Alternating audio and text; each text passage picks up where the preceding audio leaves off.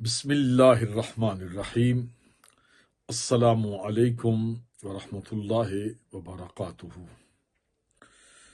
برکات احمد چشتی قادری برمنگھم سے آپ کی خدمت میں ایک اہم پیغام لے کر حاضر آیا ہے۔ دربار عالیہ غوثیہ مہدیہ گولڑہ شریف حضور قبلہ جانشین حضور نصیر ملت پیر سید غلام نظام الدین جامی گیلانی سجادہ نشین آستانہ عالیہ گولڑہ شریف کے ترجمان کی حیثیت سے میرا یہ پیغام اکابرین و قائدین علماء اہل سنت سے ہے، خاص طور پر وہ جلیل القدر اور مقتدر اور وہ نامور ذمہ دار لوگ جو اس وقت پاک و ہند کے اندر اہل سنت کے نمائندہ ہیں۔ گزشتہ دنوں بہت دیر کے بعد ہمیں ایک اچھی خبر موصول ہوئی، مثبت بات سامنے آئی، جس نے یقیناً ہمیں ایک بہت حوصلہ بھی دیا اور امید بھی دلائی کہ ہم گزشتہ چند سالوں سے بہت زیادہ افتراق و انتشار کا شکار ہیں اور باہمی رنجش عداوت میں تبدیل ہو رہی ہے، فتنہ بہت زیادہ بڑھ رہا ہے،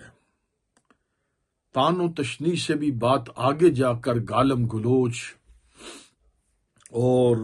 ایک دوسرے کے لیے ہم نے بہت زیادہ سخت سست زبان استعمال کرنا شروع کر دی ہے۔ مسجد کا محراب و منبر کا تقدس پامال ہو رہا ہے۔ ہماری محافل مجالس میں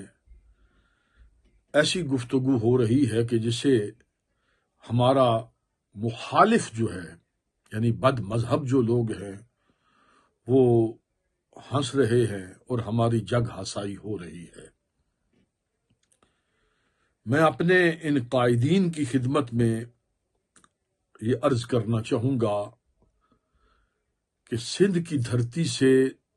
دو آوازیں جو بڑی مؤثر ہیں، ایک حضرت علامہ ڈاکٹر کوکب نورانی اکاڑوی دامت برکاتہم القدسیہ، پھر اس کے بعد حضرت علامہ ڈاکٹر ابوالخیر زبیر جو قائد ہیں جمعیت علماء پاکستان کے، ملی یکجہتی کونسل کے، اور بڑا ہی مقتدر جانا پہچانا نام ہے۔ اسی طرح لاہور سے جمعیت کے ہی قائد ہیں مفکر ملت جناب قاری محمد زوار بہادر صاحب، ان کا بھی پیغام میں نے سن لیا ہے۔ علاوہ ازیں بھی بیسوں علماء مشائخ جو درد دل رکھتے ہیں، وہ جہاں کہیں بھی بیٹھتے ہیں تو ان کا موضوع سخن اب یہی ہوتا ہے کہ کوئی ایسی صورت پیدا ہو جائے کہ اہل سنت کے درمیان یہ پیدا ہونے والا انتشار یہ رک جائے، اور جو زہریلی گفتگو مختلف پلیٹ فارم سے ہو رہی ہے، بلکہ ہر طرف سے ہو رہی ہے، اور بے احتیاطیاں ہو رہی ہیں اور بے باکیاں ہو رہی ہیں، یہ سلسلہ رکے اور ایک دوسرے پر پھر رد عمل میں جو الزامات لگائے جاتے ہیں وہ بھی بہت بڑے ہیں۔ کوئی تو ہو کہ جو اس آگ کو بجھا دے۔ ان تین لوگوں نے جو گفتگو کی ہے وہ بڑی مثبت ہے، اور جس درد دل کے ساتھ انہوں نے بات کی ہے میں اس کی قدردانی کرتا ہوں۔ ہمارے مشائخ گولڑہ شریف بھی ان حالات سے بے خبر نہیں ہیں۔ حضرت نے مجھے حکم ارشاد فرمایا کہ ہم ان تینوں آوازوں کو ان کی تائید کریں گے اور اس سلسلے میں بات کو آگے بڑھانے کے لیے ہم یہ کہیں گے کہ اس سلسلے کا جو آغاز ہوا تھا یہ جو فتنہ ہے، جو انتشار ہے، افتراق ہے اور ایک جنگ ہے، اس کی جو بنیادی ابتدائی وجہ بنی ہے وہ سرزمین لاہور ہے اور کراچی ہے۔ لاہور سے ڈاکٹر محمد اشرف آصف، انہوں نے، آپ سب جانتے ہیں کہ سیدہ کائنات خاتون جنت شہزادی کونین کی پاک بارگاہ میں جسارت کی تھی۔ سینکڑوں ہزاروں علماء وہ اس سے رنجیدہ ہوئے، غم و غصے میں مبتلا ہوئے، لاکھوں سادات بنو فاطمہ کے دل زخمی ہوئے، اور پھر سلسلہ اتنا طویل ہو گیا کہ جو اہل سنت کا منہج ہے، اہل سنت کا مزاج ہے، اہل سنت کی روش ہے، اہل سنت کا جو طریقہ ہے، وہ بالکل اس کے خلاف پھر ان کے بیانات کا ایک طویل سلسلہ ہے۔ بہرحال اس کے رد عمل میں بھی بہت کچھ ہوا، بے شمار ویڈیوز بنی اور اس کا رد کیا گیا، کتابیں لکھی گئیں۔ بنیادی طور پر ڈاکٹر اشرف صاحب نے جو گفتگو کی تھی اس کا آغاز قطب عالم آیت من آیات اللہ حضرت خواجہ پیر سیدنا مہر علی شاہ رضی اللہ تعالی عنہ کی معروف مشہور تصنیف تصفیہ شریف کو سامنے رکھ کر اس میں سے عبارت کو پڑھ کر اس کی شرح کو بیان کیا، اور وہ اپنے الفاظ، جن الفاظ پر علماء اہل سنت نے گرفت کی تھی، وہ گویا کہ انہوں نے حضرت اعلیٰ کی طرف منسوب کیا، اور یہ کہنے کی کوشش کی کہ یہ میرا عقیدہ نہیں ہے بلکہ یہ حضرت اعلیٰ گولڑوی کا عقیدہ ہے۔ بہرحال اب سارے حقائق تو سب کے سامنے آ چکے ہیں، میں وہ رپیٹ نہیں کرنا چاہتا۔ کتابیں آ گئیں، مناظرے ہو چکے ہیں، تحریری مناظرے سامنے آ چکے ہیں، جو کچھ کر سکتے تھے تو وہ تو ہو چکا ہے۔ اب اس معاملے کو کسی کنارے لگانے کے لیے ہماری طرف سے یہ دربار عالیہ غوثیہ مہریہ گولڑا شریف کی طرف سے یہ پیشکش کہیں انہی حضرات کو، جن تینوں کے میں نے نام لیے ہیں، بزرگ ہیں، ان کے نام لیے ہیں، اور انہوں نے جن کے نام لیے ہیں، بڑے بزرگوں کے نام لیے ہیں، کہ آپ سب دربار عالیہ غوثیہ مہریہ گولڑا شریف میں تشریف لائیں۔ ہم دربار شریف میں انشاءاللہ میزبانی کریں گے اور ایک اچھے ماحول میں اس مسئلے کو حل کر لیا جائے۔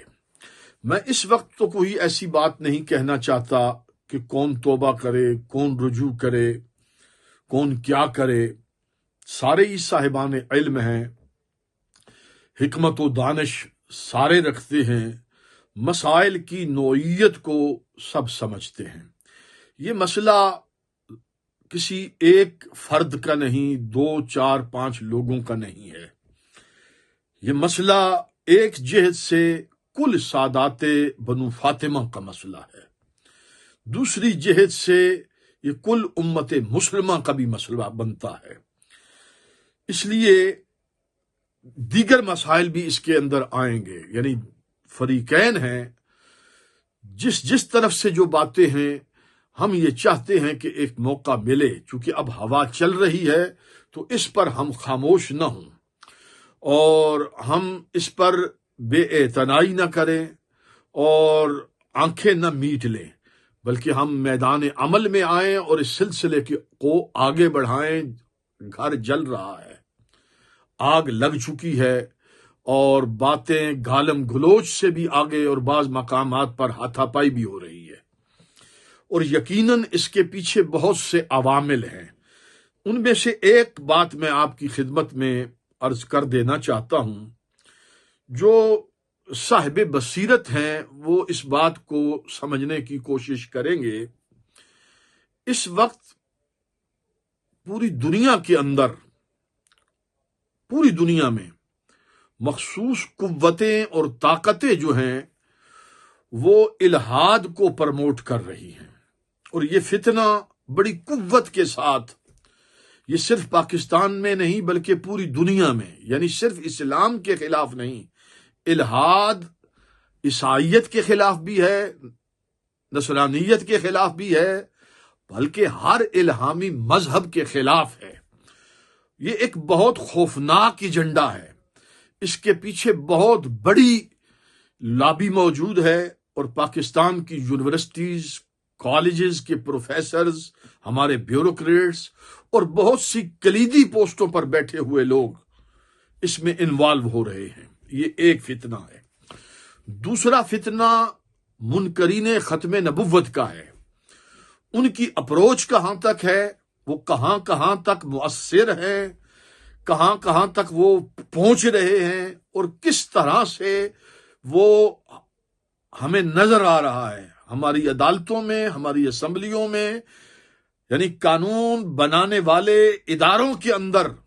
ان کا اثر رسوخ موجود ہے۔ تو جو جنگ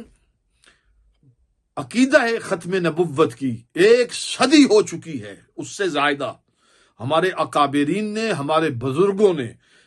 یہ جنگ لڑی تھی اور جنگ جیتی تھی، اور اس پر انہوں نے بہت بڑی قیمت چکائی، بہت عظیم قربانیاں دی ہیں، بہت بڑی قربانیاں دی ہیں، یعنی یہ پوری تاریخ ہے۔ اب یہ ہمارے کندھوں پر ہے۔ آج مولانا عبدالستار خان نیازی ہوں، شاہ احمد نورانی صدیقی ہوں، یا اس سے بھی پہلے ہمارے جو اکابرین، بالخصوص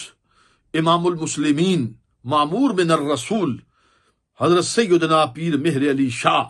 اور ان کے اس کاروان کے ساتھ سینکڑوں نہیں ہزارہا علماء ہر مکتبہ فکر کے۔ اس کے بعد پھر 1974، اور پھر آپ نے ماضی قریب میں دیکھا کہ ہمارے تحریک لبیک کی قیادت نے کس طریقے سے اس میدان میں وہ قائم رہے۔ آج یہ ہمارے سامنے ہے، اور فتنہ ایک سویا ہوا نہیں ہے، یہ فتنہ منہ کھول کر ہمارے ارد گرد منڈلا رہا ہے۔ یہ وقت ہے کہ جو بھی اختلافات ہیں، ان کی جو بھی نوعیت ہے، ہمیں کسی جگہ بیٹھنا ہوگا، اور بیٹھنے کے لیے ہم یہ آپ کو پیشکش کر رہے ہیں ہر طرح سے۔ جو بھی ہماری قیادت ہے، وہ سندھ سے ہے، پنجاب سے ہے، بلوچستان سے ہے، کشمیر سے ہے، KPK سے ہے، جہاں پر بھی ہے،